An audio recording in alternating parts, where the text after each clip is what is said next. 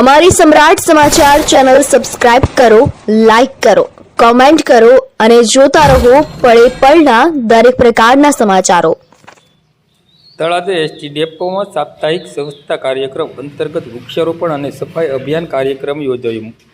મુખ્યમંત્રી ભૂપેન્દ્રભાઈ પટેલની પહેલ અંતર્ગત રાજ્યભરમાં ચાલી રહેલા સાપ્તાહિક સ્વચ્છતા કાર્યક્રમના ભાગરૂપે આજે તારીખ 9 ઓગસ્ટ 2024ના રોજ તળાજા શહેરમાં વિવિધ સ્વચ્છતા અને પર્યાવરણલક્ષી પ્રવૃત્તિઓ યોજાઈ હતી। તળાજા નગરપાલિકાના પ્રમુખ હેતલબેન રાઠોડના અધ્યક્ષસ્થાને આજે તળાજા એસટી ડેપો ખાતે વૃક્ષારોપણ કાર્યક્રમ યોજાયો હતો।